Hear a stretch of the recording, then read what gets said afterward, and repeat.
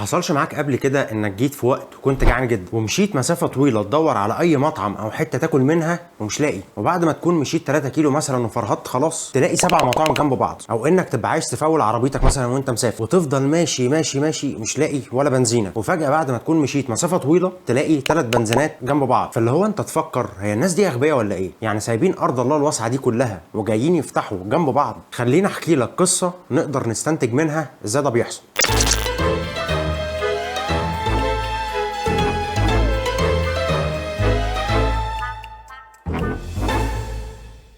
تخيل انك صحيت في يوم حلمك زي اي شاب انك تفتح المشروع بتاعك وتبتدي تلعب بالفلوس بقى، فجات لك فكره انك تاخد عربيتك القديمه، وخصوصا انك خدت بالك انك الشارع اللي انت ساكن فيه ما فيهوش اي كافيه او اي حاجه تعمل قهوه للناس، فرحت خدت العربيه القديمه بتاعتك فتحت شنطتها وجبت شويه قهوه كويسين وخليت العربيه دي عربيه قهوه، وقفت في نص الشارع عشان كل الشارع بتاعك يشوفك ويشوف مشروعك ويبتدي يجي لك. قعدت فعلا فتره كويسه تبيع كويس لان هو اصلا ما فيش غيرك في الشارع بيقدم قهوه، لغايه ما جيت في يوم ولقيت حماده ابن خالتك جاب عربيته القديمه برده وجه وقف جنبك بالظبط وبيبيع قهوه برضه ونفس انواع البن اللي انت بتبيعها بالظبط. طب ايه المشكله؟ المشكله ان هو بيبيع قهوه برضه، يعني هو جاب عربيه زي عربيتي وبيبيع نفس انواع القهوه وواقف جنبي بالظبط، فكده بدل ما الشارع كان بيجي لي لوحدي الشارع هيتقسم على 2. فعشان ما تخسروش بعض وخلاص هو ده الامر الواقع اللي حصل، جيت انت تاني يوم ورحت قلت له بص حماده احنا مش هينفع نقف جنب بعض عشان ما نقطعش على بعض، فانا هقف على بعد 2 متر من نص الشارع وانت هتقف على بعد 2 متر من نص الشارع بس الناحيه الثانيه، وكده تبقى انت خدت الزباين بتاعه نص الشارع اللي انت واقف فيه وحماده خد الزباين بتاعه نص الشارع اللي هو واقف فيه، فالزباين كده اتقسمت ما بينكم بالنص بالظبط. طيب الحته اللي في النص دي اللي هي 2 متر من نص الشارع بتاعتك و2 متر من نص الشارع بتاعه بالتبعيه برضه هتتقسم بالنص ما بينكم، الزباين الاقرب لعربيتك هتروح لك والزباين الاقرب لعربيته هتروح، ففير انف كده ما حدش واخد حق حد.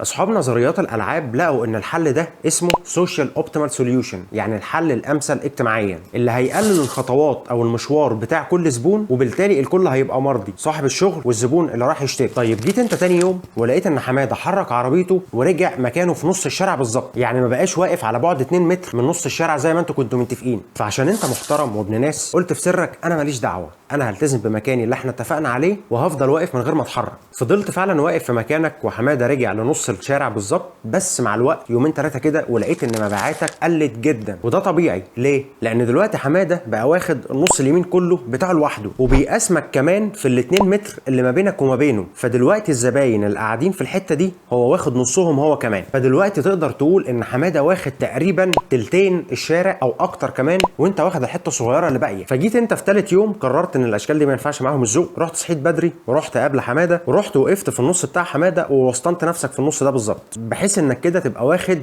3/4 الشارع، على اساس ان حماده لما هيجي هيقف وراك وبالتالي يبقى هو واخد الربع الباقي. بس حماده عشان واد مش سالك واسود من جوه راح جه وقف بعربيته قدام عربيتك مش وراها، فبكده الوضع اتعكس، بقى حماده هو اللي واخد 3/4 الشارع وانت واخد الربع الصغير اللي فاضل. فعشان ما اطولش عليك فضلوا الاثنين كل واحد كل يوم يطلع بعربيته قدام التاني، وفضلوا يتحركوا بالمنظر ده لغايه ما لقوا نفسهم وقفوا في النص بالظبط جنب بعض، زي اول يوم الاثنين وقفوا فيه جنب بعض بالظبط، وبالتالي بقوا هما الاثنين بيتقاسموا في عدد الزباين بتوع الشارع بالنص بالظبط، وفي المكان ده بالظبط في النقطه دي بالظبط كل واحد فيهم لقى ان هو لو اتحرك من غير ما التاني يتحرك هو اللي هيخسر. ومن هنا نشأت نظريه اسمها توازن ناش، نسبه للعالم جون ناش مخترع النظريه دي واللي خد بسببها جائزه نوبل في 1994، واللي معناها بالبلدي كده هي النقطه اللي عندها مفيش حد من المنافسين هيستفيد حاجه بانه يغير الاستراتيجيه اللي بيلعب بيها لو غيرها لوحده. يعني في المثال مثلا اللي فات اول اتفاق اتفقوه خالص لما الاثنين فتحوا جنب بعض ان كل واحد يقف في نص الشارع، واحد في اليمين وواحد في الشمال على مسافه متساويه ما بينهم، بس الاتفاق بتاعهم ده ما بقاش موجود لان ده مش متطابق مع نظريه ناش، لانه ببساطه لو كل واحد فيهم او اي واحد فيهم اتحرك سنه ناحيه النص كان هيكسب اكتر من التاني، لكن لما وقفوا في النص بالظبط جنب بعض بالظبط، فهي دي نقطه توازن ناش، كل واحد بقى كسبان 50% من الزباين بتاعه الشارع ومفيش اي حركه يقدر يعملها ازيد من كده يقدر يجيب بيها زباين اكتر. وبرغم ان الحل ده انسب ليك وانسب لحماده برضه، بس مش هو الحل الانسب اجتماعيا للزباين، لان الناس اللي على اخر الشارع سواء من هنا او من هنا هيضطروا يمشوا الشارع كله عشان يجولك انت او حماده في النص. فكر بقى في الطريقه دي في اي محل انت بتحب تشتري منه اي حاجه واللي هو عرضه للمنافسه مع محل زيه. انت فعلا بتفكر صح ان المفروض ان المحلات او اصحاب المحلات يبقوا فاتحين فاتحين في اماكن متفرقه، لان هو ده الحل الانسب اجتماعيا اللي هيخليك تلاقي الخدمه او المنتج اللي انت عايزه بسهوله، ولكن ده هيدي مجال للمتنافسين ان هم يعلوا على بعض، ويبقى في ناس او محلات بتكسب اكتر من ناس او محلات بسبب ان هم اقرب جغرافيا لمجموعه اكبر من الناس. وهي دي الفكره بتاعه الفود كورت او المول، انك تلاقي اكبر قدر من المحلات كله فاتح في نفس المربع، لان ده بيضمن لكل المحلات او كل الناس دي فرص متكافئه في المكسب بتاعهم. الشاطر بقى منهم هو اللي يقدر يميز نفسه باستراتيجي مختلفه عن كل اللي حواليه، سواء بجوده المنتج بتاعه المختلفه، سواء بخدمه ما بعد البيع، سواء بالمعامله، سواء باوفرز في الاسعار تجذب الناس ليك. في مليون طريقه تقدر تميز بيها نفسك عن اللي حواليك. يعني زي مثلا المثال بتاعك انت وحماده في عربيات القهوه، انتوا واقفين جنب بعض بالظبط، بس لو انت جيت حطيت مثلا صوص شوكولاته على القهوه الفرنساوي وشويه مكسرات، فدي بالنسبه لك ايدج او نقطه تخلي في عدد زباين اكتر بيجي لك وما يروحش لحماده.